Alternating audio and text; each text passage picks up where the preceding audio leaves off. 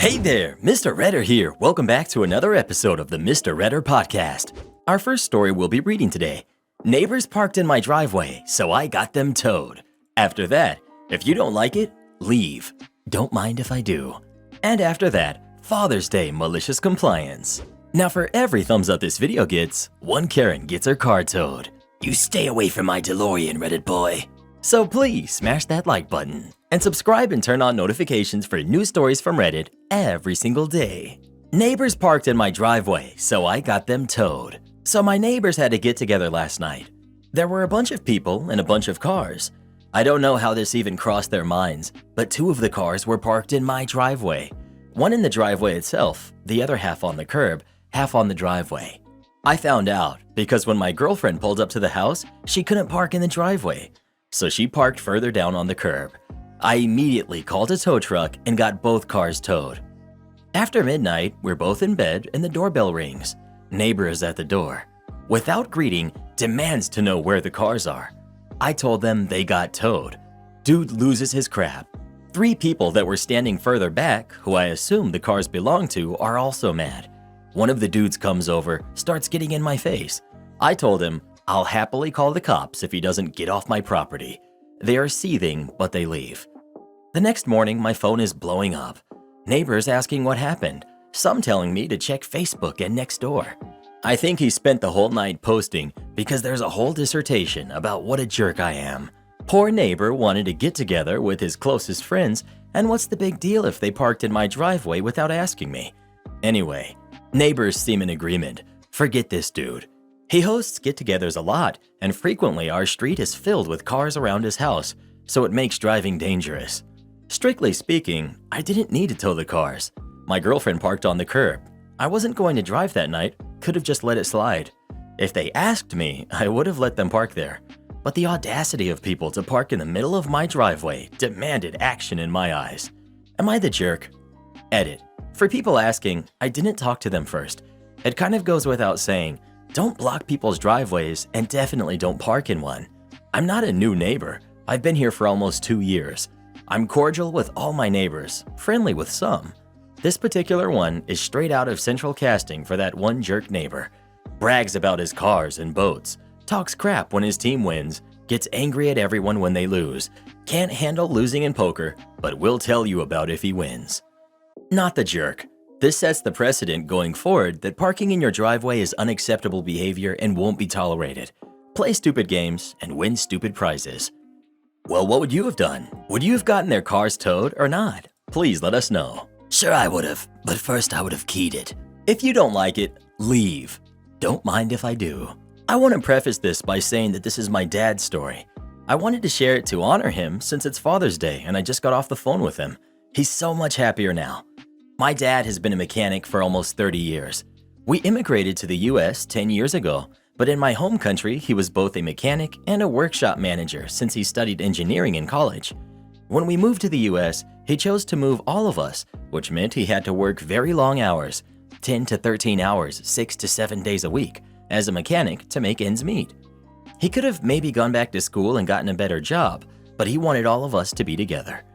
Anyway, my dad had been at this job, I won't name which one, but for a big shot car company as a mechanic for years. He had another job before this, but had to relocate after we moved into an actual house. Yay! He was really their star employee.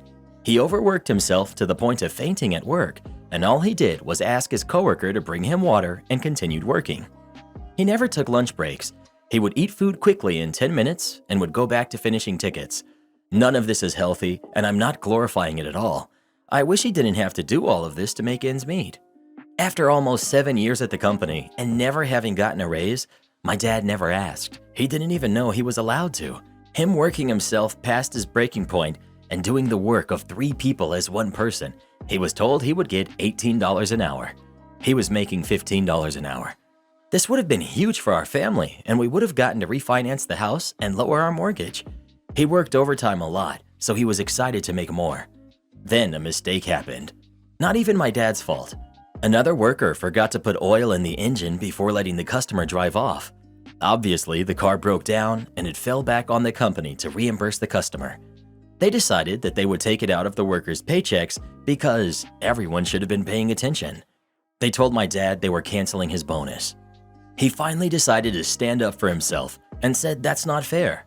They said if he wishes to instead, he could pay for a portion of the engine's cost himself if he wants to keep the bonus.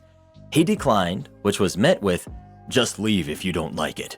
They assumed that would be an empty threat because not only was this during the height of lockdown, but obviously no man working those grueling hours would be able to afford to just leave. But that's exactly what he did. He simply said, "Okay," and walked out. They tried saying something, but he told me he paid them no mind and drove to the nearest gas station. He then called his old company's manager. This manager was very kind to him. I remember when I was younger, I even went to his kid's birthday party, and that was the first birthday party I had ever gone to. I didn't have any friends in the beginning due to my accent and kids being mean. Apparently, his old manager, who had moved to California himself, then came back to our home state earlier that year, had offered my dad a job when he moved back. This was at another big-name car company, but I won't name which one. My dad had initially told him that he couldn't just leave his workplace since he had been there for years and felt responsible for the company.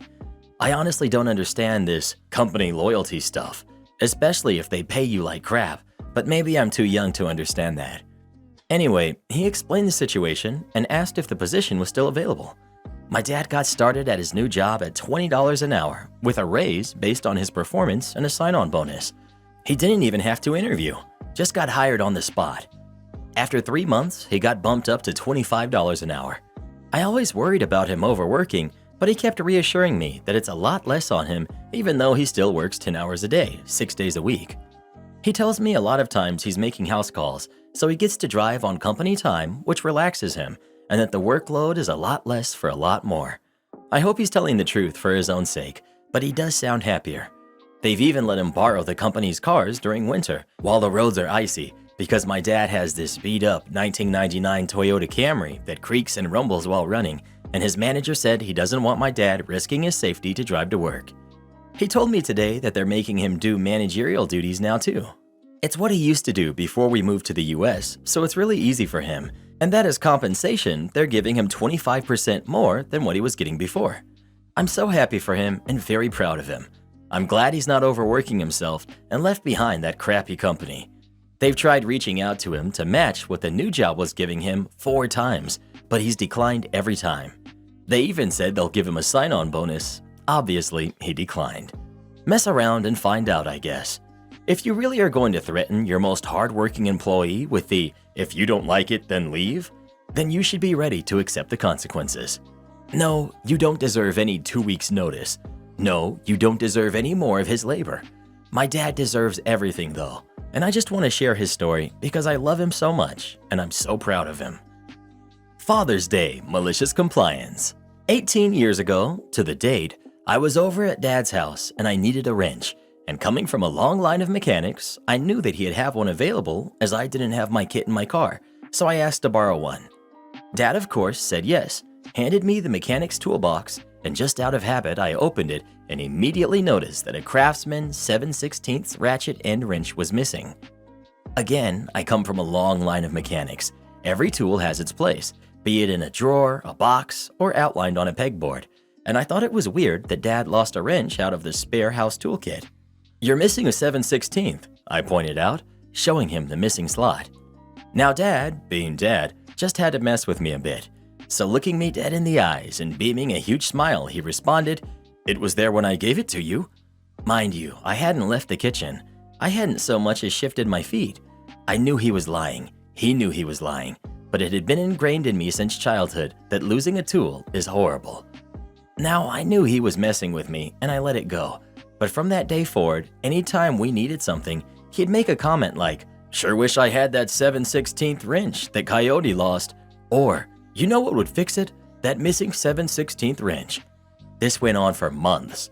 So one day he made the usual "tease me for losing a tool" comment, and I warned him. I looked him in the eyes and said, "Say it one more time, old man, and you're going to get that wrench every birthday, Father's Day, and Christmas for the rest of your natural life." A few hours passed. I asked him to hand me a tool, and he said, "I can't. You lost it, remember?" I laughed and played it off. but it was on, and that was 18 years ago. Today, being Father's Day, he just received his 52nd Craftsman ratchet end 7/16 wrench.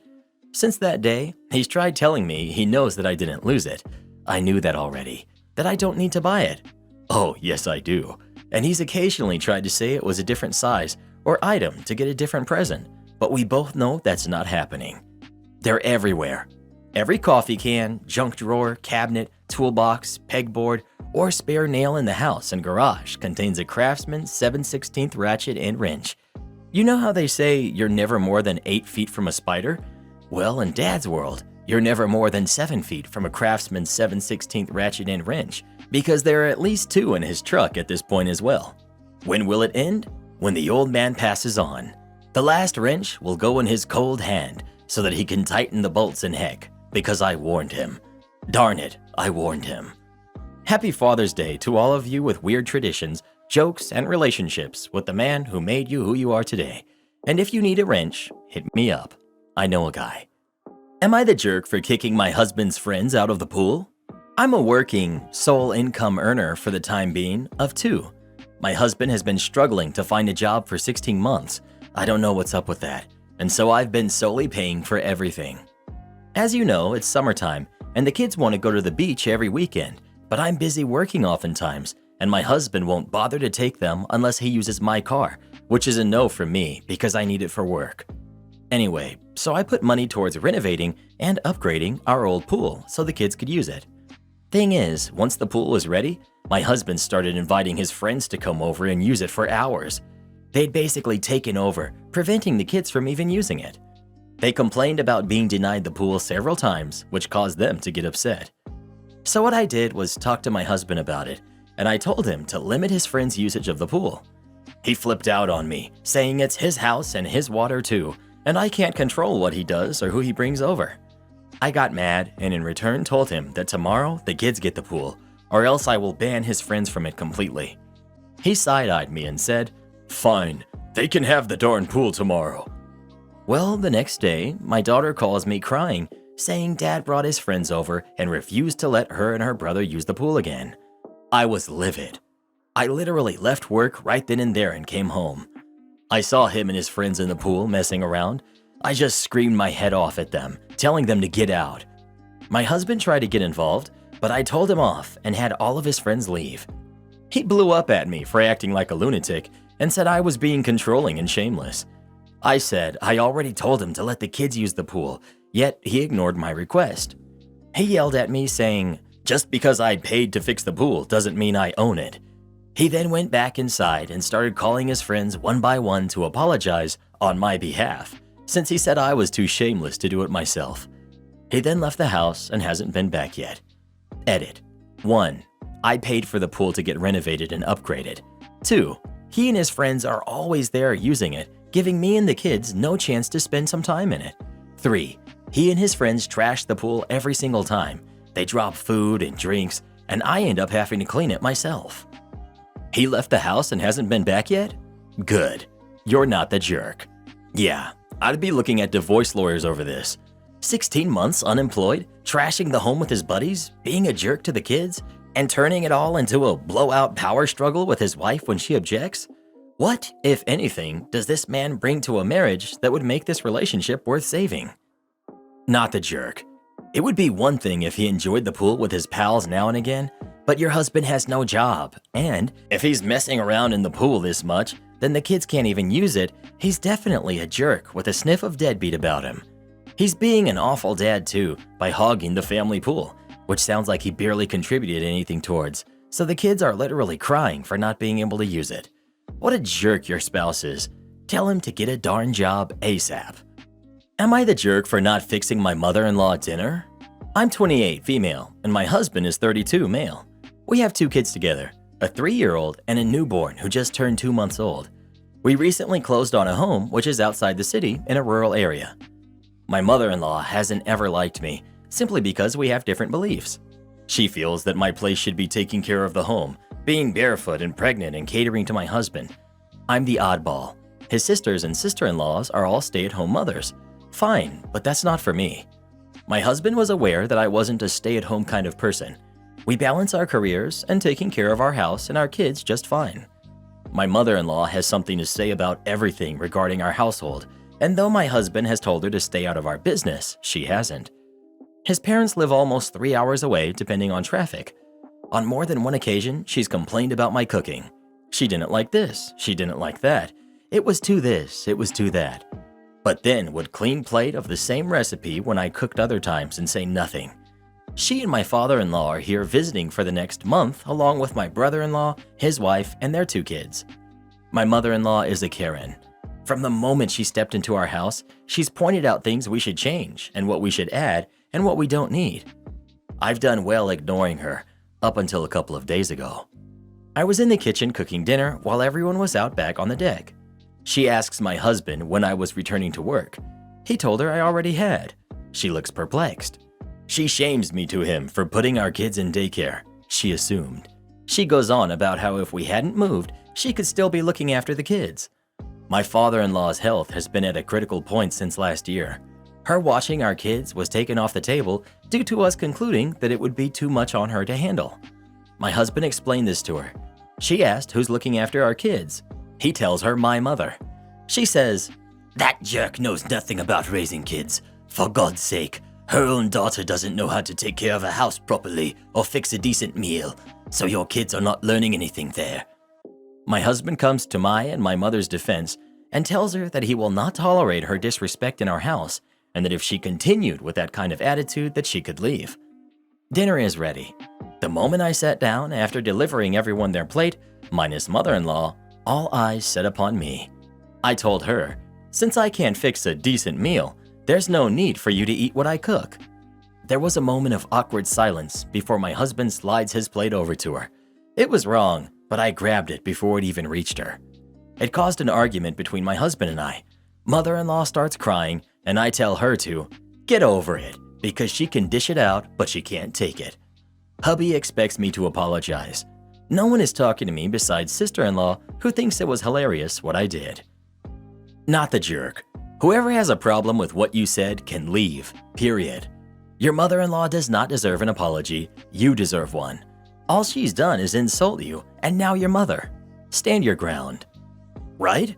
OP isn't running a hotel, she's working and she has kids. Where do these freeloaders get off turning up for a month? And why has her husband allowed his family to do this and then insult her? Not the jerk, but throw them out. They can stay at a hotel or go home. Karen doesn't understand how franchising works. In my late teens, I worked at a popular Canadian coffee and donut shop named for a former NHL player. I'll call it Trevor Linden's. There are many throughout my town, but I worked at one particular one near the waterfront. One day I took my grandfather to the clinic for his weekly checkups. I didn't like waiting around the office, so I went down to the Trevor Linden's by there, got a coffee, and started reading a magazine waiting for his call that he was done and ready to go back home. I was in no way wearing my uniform or anything similar to it, but one Karen knew me from my location and began trying to get my attention as apparently the line was too long and they were a bit backed up. When I looked up, she swept the table with her hand, knocking over my coffee and some papers I had spread out, and said, "Break's over." I said, "Forget you, jerk," though I probably wasn't as polite. I wasn't done with that. She said, "You work for Trevor Linden's. You've helped me before. Get off your lazy butt and help me out," and proceeded to give me her order. The manager and an employee came over and asked what was going on here. The employee began cleaning up my coffee from the floor, while Karen told the manager, "Your employee needs to be helping rather than sitting here, drinking coffee and reading." The manager said, "She doesn't work here. She can't help you with anything." To which Karen said, "BS. She helps me all the time at the waterfront location." The manager said, "That's nice, but this is the downtown location. She doesn't work here." When the employee finished cleaning up, the manager told him to get me another coffee, and Karen blew up even more. "What for? She should be working. She's a Trevor Linden's employee. She should be helping me." The manager said, "Yes, she may work at Trevor Linden's, but not this one. Right now she's just a customer. If you can't be civil, I'll have to ask you to leave." Karen fumed, but returned to her seat, and I thought it was over as the employee brought me another coffee. Side note, I have a pretty complicated coffee order, and I was impressed by the employee getting it right without asking me what it was. Maybe he found my receipt or order slip or something, but he got it correct the first time. I couldn't have done that without help. But it gets better. I was at my location a few days later when Karen came in and got in line.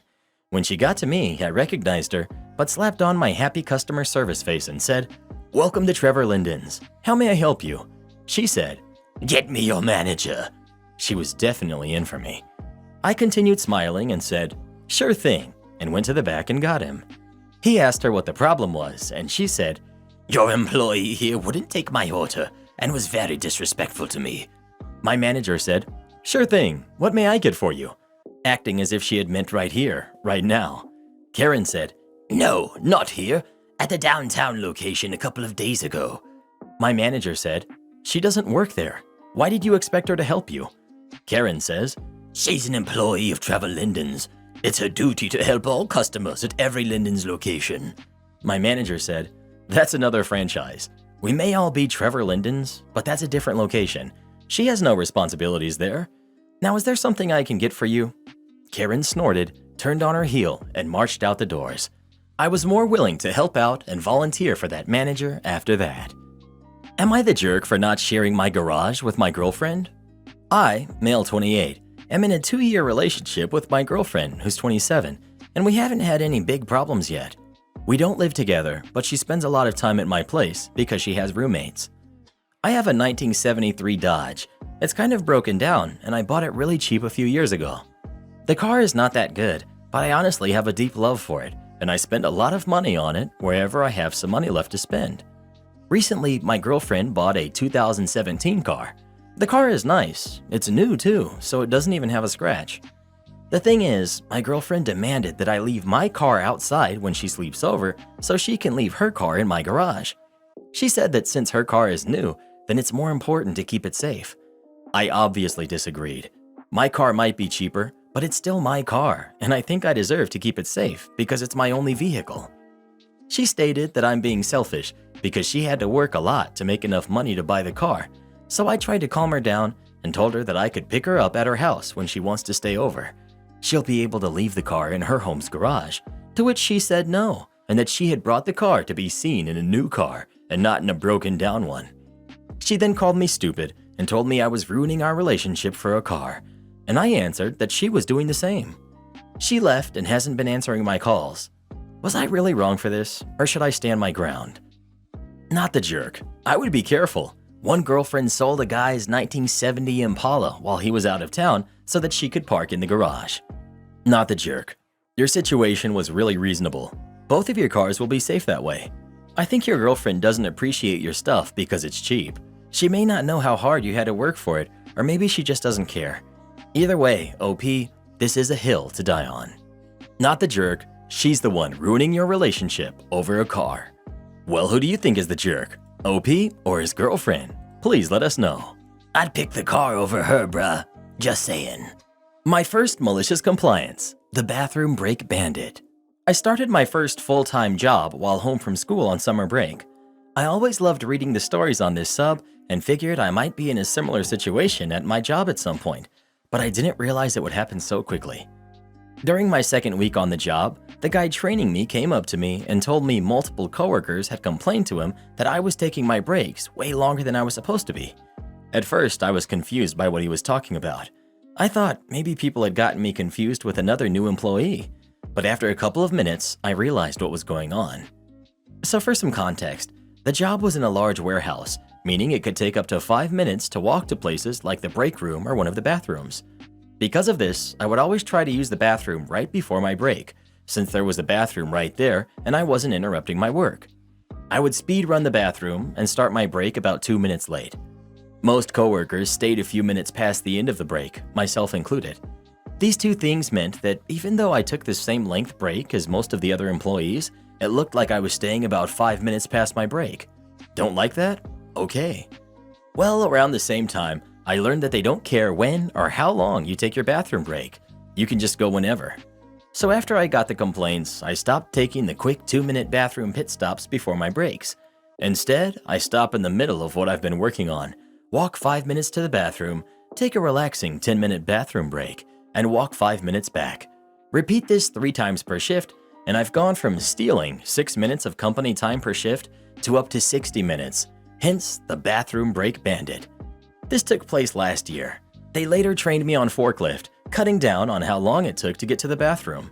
I have a new job now with higher pay, but I do slightly miss that job because it was pretty laid back, and besides this one incident, people were pretty friendly. Manager tells me I need to know which rules to follow. When I was in grad school, about 15 years ago, I was working nights and weekends in a convenience store. It also happened to be the first time the fuel prices shot up to $4 plus per gallon in America. Because of this, there were quite a few people who pumped gas and drove off, prompting our company to institute a pay before pumping policy. The company was a small regional chain of gas stations/convenience stores in a largely rural area. They were concerned about any loss, so much so that in the company newsletter, they announced firing someone for regular theft from the store. The theft in question was when an employee refilled her fountain drink while on duty. Another example was that we were required to do money drops anytime we had more than $200 in the cash register.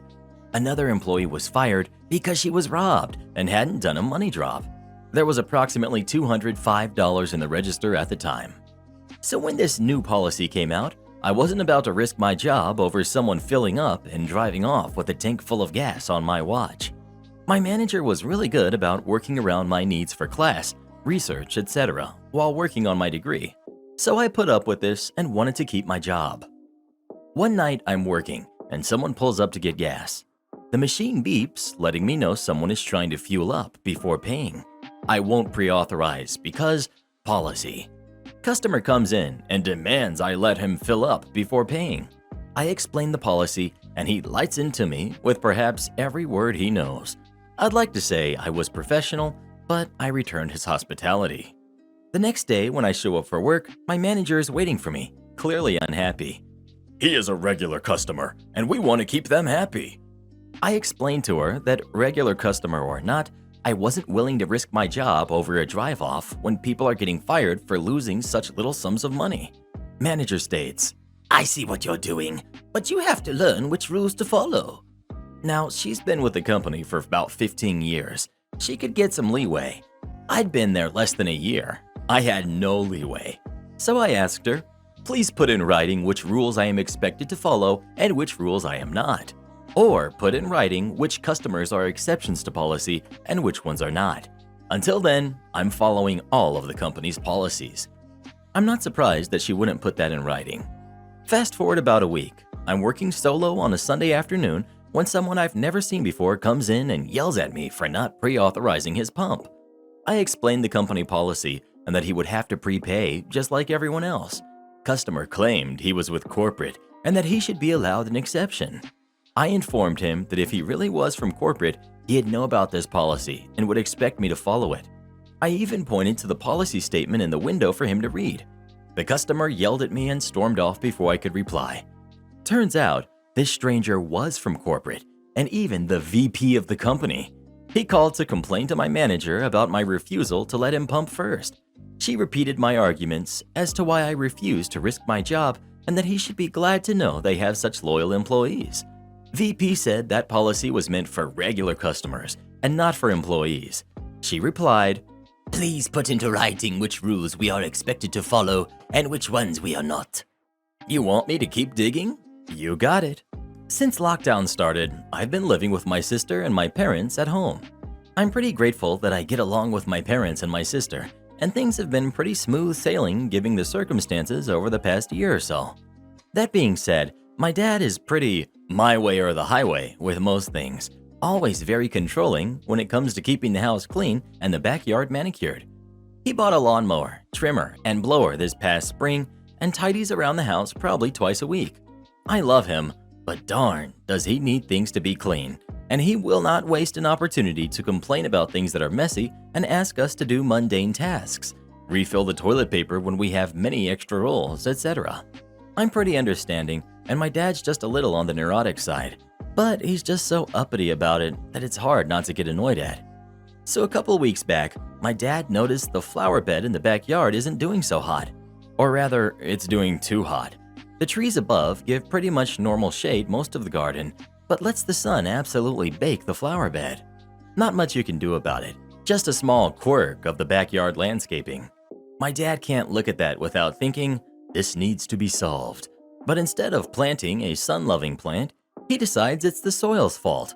Somehow, he makes the connection that the soil might have been salted by accident or something, and my dad asks me to dig out the dying flowers, clean out the soil, put in new soil, and replant the same dying flowers. I'm a bit confused because it's pretty obvious the sun is the problem. But once my dad decides he's solved a problem, it's solved. So after a bit of an argument, I cut my losses, accept that I'm living here rent-free, and go clear the soil, repot the flowers, and give them a nice watering. 1 week later, and the flowers are dead. My dad gets in his head that somehow I didn't get rid of the old salty soil, and after some more arguing over how the sun works, I'm off to Home Depot for more flowers and soil to plant new flowers in new soil. The next batch holds for maybe 2 weeks, until the inevitable heat death of the flower bed comes about, and my dad is left with a second batch of crisp flowers.